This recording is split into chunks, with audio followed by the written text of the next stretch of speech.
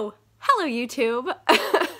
This is going to be a unique video because many people said that they wanted to see me do more— oh, that's a spoon.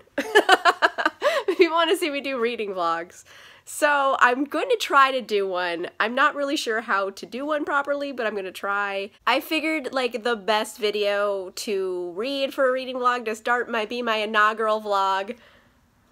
It's going to be Queen of Air and Darkness by Cassandra Clare. It is 880 pages. It is very long. So I figured I'll have plenty of material in which to film a reading vlog. Also, I'm going to be reading and listening on audiobook because the audiobook narrator is James Marsters, aka Spike from Buffy. And, you know, Buffy was like my childhood, and if Spike is gonna do something, I'm there for it. So I'm going to be listening to James Marsters a bit, I'm gonna be reading a bit, it's gonna be great. Also, this takes place in Los Angeles for the most part, and I live in Los Angeles, and a lot of the places in these books happen to be real places. She doesn't make up a lot of them. Like, she makes it more of the fantastical locations, but like real life places they go to in here are definitely real places. So I thought maybe I'm going to try to find some of these places. That's like another idea for this vlog. We'll see how it goes. Who knows?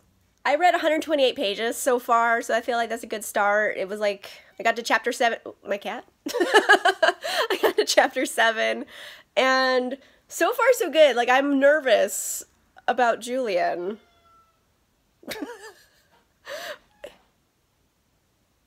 The cat's trying to scam me for more food. I already gave him food. He has a paunch on him, like, that cat. Hey, buddy.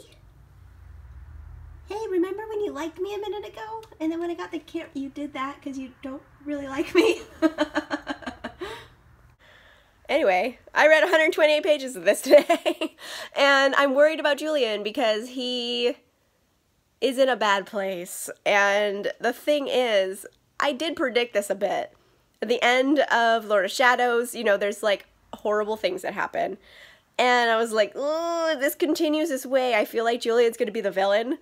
And the way things are going for Julian right now, like, I feel like he is like gonna be a serial killer. Like, he is so sociopathic right now, and he's like a little bit of a sociopath anyway, but like adding in the fact that now he's like, oh, I can't say, those are spoilers, but like, let's just say he's getting a little like schemy. Like, he's like evil Slytherin right now. Like, not nice Slytherin, he's evil Slytherin. He's getting all Voldemort-y here, and I don't like it. But anyway, there are lots of places in this book. There are in LA, I mentioned that earlier, and I'm going out with my friend today. I'm going out with Leanna from Leanna's Library. I'll link her down below, check her out, and we are going to try to find a couple of the places from this series, and I'm really excited, so stay tuned. Hi, YouTube. So that's Leanna. Eating some chips and guac. Eating chips and guac. We went to Trejo's Cantina in Pasadena. Oh my gosh, it rhymes. So we're having a lunch break, and then we're gonna go searching for Shadowhunter locales.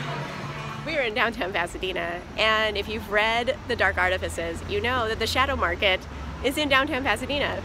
And it is on Kendall Alley, and we're right next to it, so let's go get into the Shadow Market. Here. There's not really a lot in it though. So we just have to imagine there's magical things, because right now it's just bricks.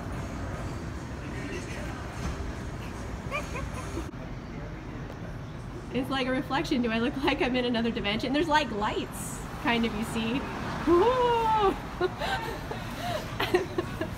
I do realize that's a window now, and we probably just were doing that to people. So here we are in the Shadow Market, and I saw all these names, and guess what? Helen Blackthorne. I think we're in the right spot.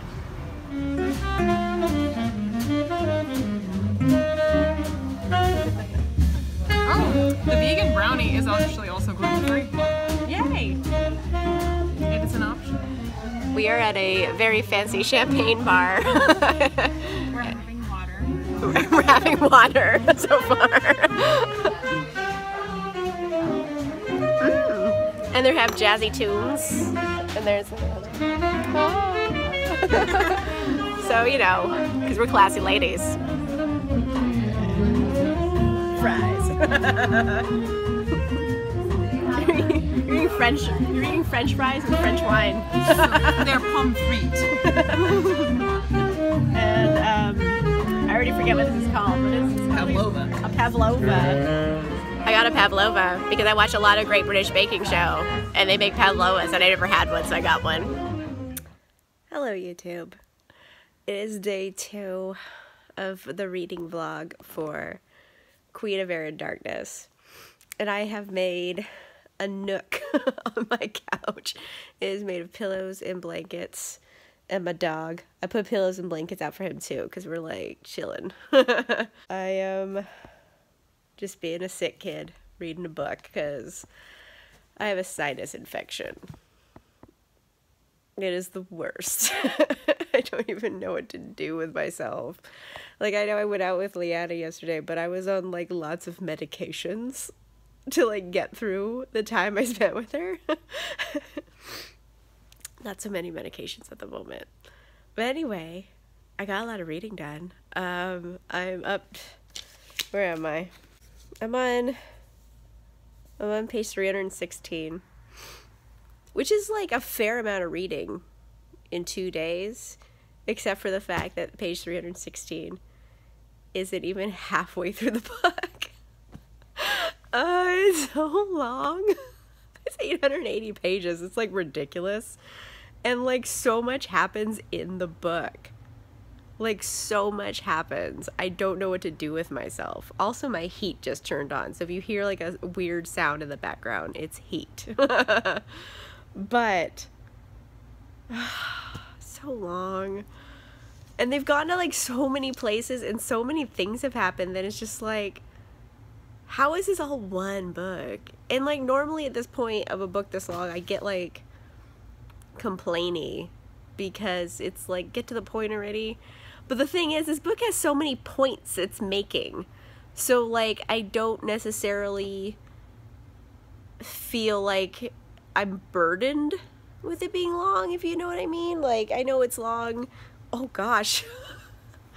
I like forget, like I look like a crazy person when I'm sick. What was I saying? Oh yeah, the longness. It's just super long, but like I don't mind it being so long because it's making a lot of like important points, so I'm like going with it. So this far in the story, what are my thoughts? Thought 1 is Shadowhunters are assholes. Seriously, like in almost all of the books, there's so many Shadowhunters who are just basically like bigots, like they're MAGA hat motherfuckers. Like, oh my gosh, like I can't with them. And it's just like, I wouldn't want to be a Shadowhunter. That's like a thing I truly like think, because so many of them are like bigoted jerkbags, and I'm like, I don't want to fuck with you. I'm not doing that. So I don't know about them. Like they're constantly disappointing me as like a collective of people. Like I know we follow like the good Shadowhunters who aren't douchebags, but like they seem to interact with a lot of douchebags. So I feel like almost like the nice ones are the minority group here, and it's like, ooh, are you supposed to be the heroes or the villains here? What's going on? Julian. Oh, Julian. I don't want to give spoilers, so I'm like trying to be judicious in what I like say, but Julian is being a little sociopath, and I don't like it. Because basically, like, the only thing stopping Julian from being like Hannibal Lecter is, you know, a taste for people meat. Like, that's about it. He's very sociopathic and manipulative in his like thought process, and if you're on the right side of it, it's awesome. But the fact of the matter is, if you're not on the right side of it, like, shit gets real, and it gets real fast. So Julian, I love him so much, but he's being a jerk bag, and I don't like him either right now. What's going on? Ugh. Also, Ty Ty is getting into some shenanigans he should not be getting into. Like, 0% of his goal and like what he's doing sounds like a good idea to anyone. Like, have you ever seen a horror movie, Ty? Your sister Drew is obsessed with horror movies. I know you've seen one, and you're so analytical because, you know, he has autism and he's very literal with his thought process. So like, if he watches a horror movie, he would very obviously pick up the stupid things those characters did. And for him not to apply it to his own life is like weird. Like, Ty, like, you were fucking with things you should not fuck with. Like, I get it. It's coming out of this, like, grief. But, like, Ty, son, like, you need to not. You need to not. Also, like, I've noticed there's, like, a lot of sexy times in this one. Like, I feel like Dark Artifices overall has been, like, a sexier series. Like, there's been more, you know, sexual content, but like Queen of Air and Darkness, like, it's getting real smexy all the time. Especially with like Christina. This is the lightest spoiler, but like, there's some sexy times with Christina in this, and it's just like, I'm into it. Like, I'm an adult, but it's just like, am I a weirdo because I'm reading about 17-year-olds doing it? But then I'm like, they're fictional. It's all right. Like, it's just like, there's a lot of like sexy content. So I figured I'd throw that in there. People should know going in. It's not like as squeaky clean. Well, I mean, none of the books have been particularly squeaky clean, but, you know, less sexy times. Like, this one is just like, people be banging. But yeah, I am kind of on my way to halfway there. And dealing with a sinus infection, so I'm gonna go nap. It's a new day on the Queen of Air and Darkness reading vlog, and I am now in part 2 of the book, where they are in a little place called Thule. So, Thule, it's like alternate reality Los Angeles, and it's weird when they say like, oh, we're like driving up Wilshire, and like it, and they describe it with like, you know, Demon Wonderland Wilshire, and it's just like, Wilshire's kind of nice. So it's weird seeing places that like I know where are and have been to before be like described as like full of bloody demons. So it's weird seeing places you know in a different light, I guess. I don't know how people who live in like New York do it, because New York's getting blown up all the time and things. So I'm in my car also, because I wanted to listen to the audiobook and I forgot my headphones at home.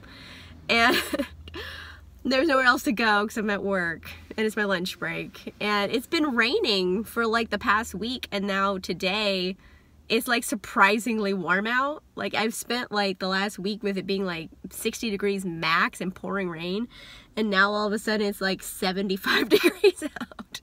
So weather's weird. That has nothing to do with this book.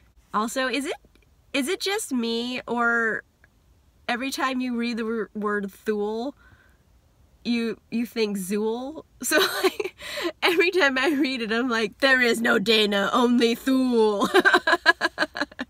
And it kind of makes sense, because Zool was like living in that freezer in like a creepy lightning-filled demon plane. So I mean, maybe there's something to be said. I don't know if like Thule is like a myth from something else and they're using that name here, like it's supposed to be an alternate reality already, like in mythology. I didn't look that up. Maybe I'll look that up later, but if not, I'm just assuming it's Zool. But anyway, why I wanted to film right now is because I had to pause the audiobook for a second. Because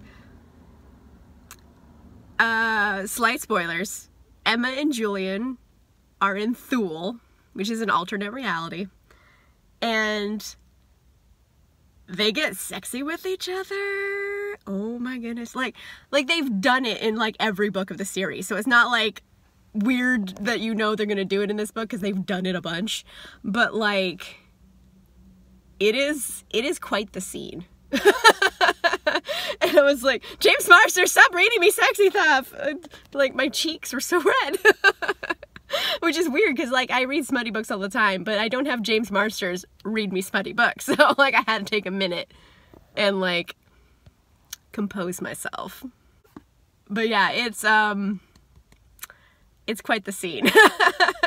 So, look forward to it. What chapter is this? Happens in chapter 20. So, you're welcome. You know when there's going to be, like, a legit sexy time. Chapter 20. Hello, YouTube. I am at Cantor's in Hollywood because it is a very old restaurant, very long tradition in Hollywood. And in Lady Midnight from The Dark Artifices, there is a very funny scene where they take Mark, who's fresh from Ferry, to Cantor's, and he tries to order a bowl of strawberries. So I kind of want to try to do that. Let's go. So you guys have fruit. Is there a way I can just get like a bowl of strawberries? Yeah. Oh yeah? Yeah. Okay, I'll have one of those. Okay. Oh my gosh, they let me order a bowl of strawberries. I'm freaking out right now. Oh my gosh, they gave me strawberries. Oh my gosh. I think a contributing factor may have been that I wasn't talking in formal Fairy, trying to order strawberries like Mark did. But I didn't actually think they'd give me a bowl of strawberries, so that was a fun conclusion to this little jaunt. Hello, YouTube. So, Queen of Air and Darkness. On page 307, Ty, Kit, and Drew are meeting Barnabas, who is the purveyor of the night market. And they're meeting him at the 101 coffee shop in Hollywood. You guys, I don't know if you can see it. I'll show you in a second, but the 101 coffee shop is a real place. So I was reading the book and I was like, oh, I know where that is. That's on Vine right by the freeway. Like, I'm gonna go there. So I'm at the 101 Cafe right now with my book. I'm super excited. Here it is, 101 Coffee Shop in Hollywood. So here I am. We are at the 101 Coffee Shop in Hollywood. There's that kitschy rock wall that they mention in the book. So it's weird, like, being in a place that she fully describes in the book and how it looks exactly like she described it. I'll show you guys around a little bit.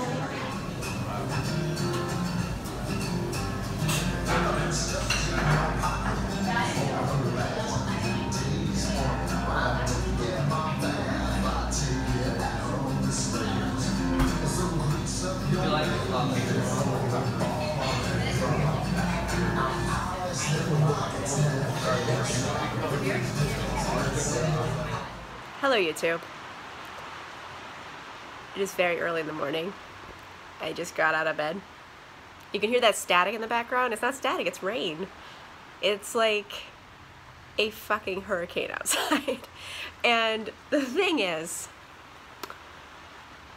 after this first bout of this like hurricane, my roof started leaking.